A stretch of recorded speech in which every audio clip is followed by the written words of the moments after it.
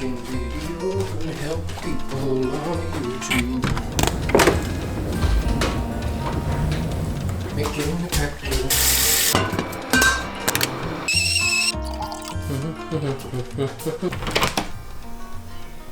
What's up, everybody? Glad you're back. Bit of a change today. Not getting outside. The weather's pretty gnarly, so decided to film in my home office slash studio kind of area here. Question for you.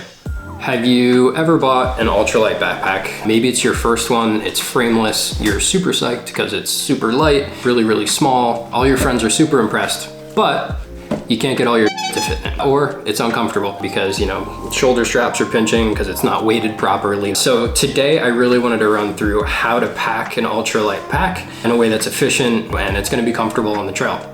A couple of things that I wanted to run through first. We'll go through sort of the principles of how to pack an ultralight pack, or to keep in mind as you develop your own systems and sort of your own methodology for doing it, because the way that you pack your bag is going to change over time. Two, I want to run through how we want to organize things inside of the pack, how you sort of want to put things together so that it makes a little bit more sense in terms of packing. And then finally, we'll take one of my bags and we'll actually pack it up and show how it all comes together. When it comes to principles, first off, you want to use the stuff that's in your pack to create structure. Since the pack itself, being frameless, doesn't have, you know, an actual frame running up and down your back, you need to create a virtual structure using the stuff that you're putting in the pack to make sure that you're distributing weight properly. The less gear that you have, the less of an issue this is going to be. If, you know, your gear is super light, sub 8-pound base weight or something like that, it's going to be comfortable no matter what. The more gear that you add in, the more that this is really, really important. And either way, you kind of want to make sure that you're nailing it. Why not just be as comfortable as possible? Second up, keep the items that are heaviest, lowest in the pack. Keep them low and relatively close to your back. Obviously, if it's up too high, you're gonna have the tendency to tip over on trail, which is just generally not cool. I've been there, it's not a lot of fun. Oh, frick! And obviously closer to your back, just so that it's closer to your center of gravity. You also wanna keep harder stuff towards your back as well, like a stove or your pot. And then we're gonna use the softer items like your sleeping bag, your clothes, to pad around that and sort of fill out the space. We want to keep dry stuff dry, which obviously goes without saying. You can use stuff sacks. Most of what I'm going to be doing here is going to be using either nyloflume bags or trash compactor bags. Put things that you'll need throughout the day closer to the top of your pack. Sunscreen, a phone charger. I don't know why you would want to get a phone charger in the middle of the day. It's just what came up off the top of my head. Also, the more smushy stuff, the better. You don't want to have a lot of objects, let's say like a puffy, that you stuffed into a stuff sack and now they're like little rocks in your pack. You're not going to be able to fill in all those little air gaps to make the best use of space within that pack. If any of you have DCF tents out there, or really any sort of material that's stiff but flexible, think, you know, ground sheets, sleeping pads, another good example. It's best to fold them rather than try and stuff them in. And then that can go along the back of the pack there. And then again, all of the mushy stuff can kind of go around that. Now, if you have a shelter, let's say it's made out of sil nylon, that's very, very stuffable, right? So that's something that you could stuff towards the front or on top or wherever. But if it's something crinkly, make sure that you're folding. It's gonna just take up way less space in the long run.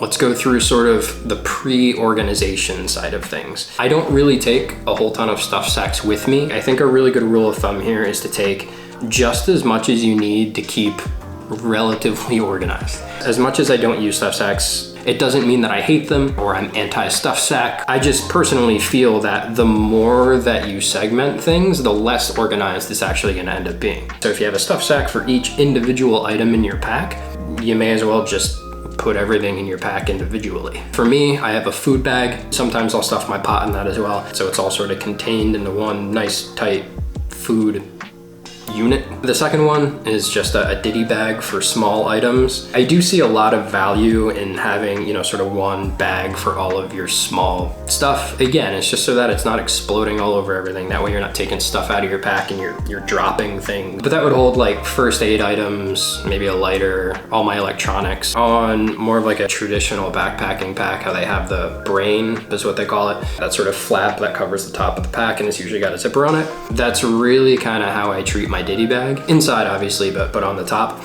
And it just contains all the small items that I might need throughout the day. And really, again, just anything that I don't want just loose around my pack. It's also got my wallet in it. And then finally, you want to use Nylaflume or trash compactor bags to keep stuff dry. I find that when I use stuff sacks, and let's say I have an individual stuff sack for my clothing and my sleeping bag and all of that, because they're kind of round in shape, there's no way to sort of get them in there without having wasted space between the stuff sacks. It may seem really, really minor, but once you actually try and pack a pack, you know, using stuff sacks, you'll realize how much space you're actually losing, because you get to the top and you're like, you know, I don't have enough room for food. Maybe you're in that position now. Maybe that's why you're watching this video. Using one big bag, I'm able to basically save space. Another thing to note here, make sure that you have some place on the outside of your pack to put your wet shelter. The way that I'm gonna be packing today is I'm gonna be putting my shelter inside the pack against sort of my back. But obviously, if you're taking down in the rain, it'd be really, really nice to be able to do everything that you have to inside of your shelter. You're not getting your sleeping bag wet or anything like that.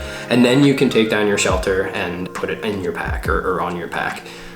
It's got nothing to do with the fact that I don't think that you can put a wet shelter inside of your pack. It's totally cool. That's what the Nylaflume bags or stuff sacks are for on top of that. But it just makes it way easier because, again, you can do all of the work of packing inside of the shelter, then take it down, stick it on the outside of your pack and let it dry out. So with that, let's get to packing. The pack that we're going to be working with today is the Mountain Laurel Designs Exodus. This thing is awesome. It's 55 liters. The one that I have is a DCF, so it's highly water resistant. I don't want to say waterproof, but it's pretty darn close. That's why we put everything in Nylaflume bags, just to make sure that everything stays perfectly dry.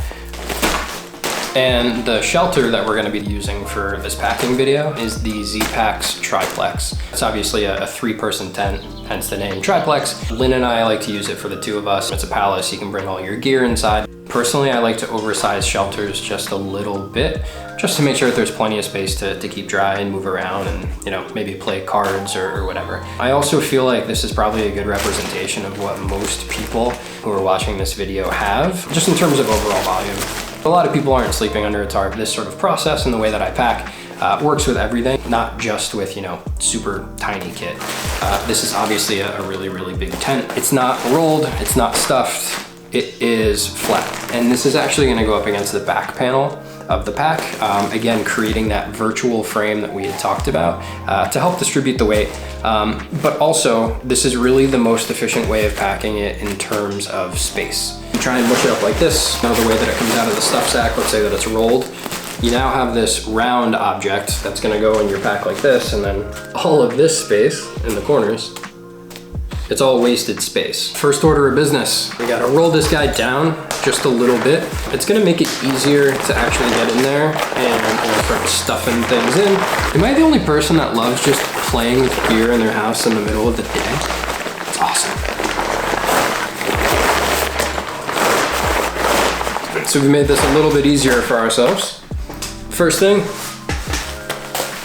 we're gonna grab our sleeping pad. This is a Neo Air X-Therm from Thermarest. I'll put links to everything down in the description, not just the stuff that's available on Amazon. So if you see anything that you like, you can go check it out for yourself. This is gonna create that virtual frame sheet that we had talked about to stiffen up the back panel and make this really comfortable. It will pad, you know, against like your food bag and your pot and all of that stuff up against your back. So that way it's not jamming into you or anything like that. If I was worried about rain or long-term weather, so in other words, if I was going out in the snow, I would also put this in a Nylaflume bag or a trash compactor bag. Let's just do it anyway. Slide this in along the back. The next thing that we're gonna put in is gonna be our tent, folded to basically be the length of the back panel here. A little bit hard to do from this angle, obviously, but I'll try and get a couple of different angles so you can see what's going on. So now we've got this really nice solid structure going along the back of the pack, which is, again, gonna help distribute the weight a little bit, and it's also gonna make it way more comfortable because you won't have things again, from your food bag or whatever, just poke any in the back. Next thing we're gonna put in is going to be our food bag here. In here I got my pot in here as well. I'll put any food that I want throughout the day on the outside of my pack so that it's easy to get to. Because again, this is gonna be down low because it's heavy. I don't want it towards the top of my pack where it's gonna make me wanna tip over throughout the day.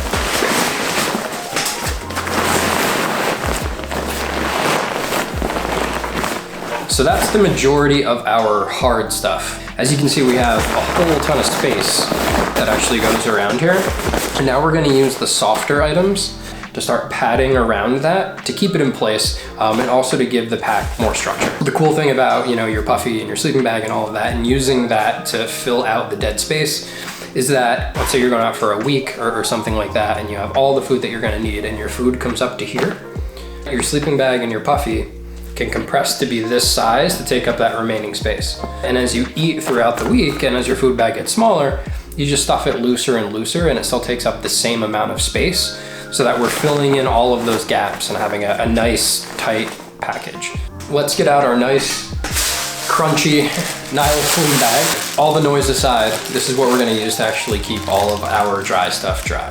An easy way to get this in here is to start off with a good base of the clothes that you're not gonna need up until when you get to camp. I normally put in any sleep clothes that I'm gonna be taking, spare socks, all that stuff will go in the bottom of this bag first, and that way it makes it easier to get in. And we're gonna put it all the way down at the bottom there. And then we can fold that down as well. And now we've still got all this space for our sleeping bag and our puffy and all of that. So I've got my Z-Packs 20-degree sleeping bag. Just gonna mush it up a tiny bit. You wanna make sure that you're mushing all the way to the bottom from the start. If you mush it, don't really mush it and just kind of try and put the sleeping bag in and then start trying to jam it. Once it's already in there, it's not gonna go anywhere. So you just need to make sure that you get a full arm's length every time that you're kind of stuffing it. Puffy, because again, this is something that we want to stay dry, but it's towards the top, right? So that we can get to it when we need to. And the next thing that we're gonna do here is just twist and ratchet it down. You can compress some of the air out here too, as you're twisting these bags. In that remaining space, we're gonna put our rain jacket. And then our ditty bag. And that's gonna go towards the back. The stuff that's in your ditty bag is gonna be a little bit heavier, normally anyway. So you'd want it towards your back, closer to your center of gravity.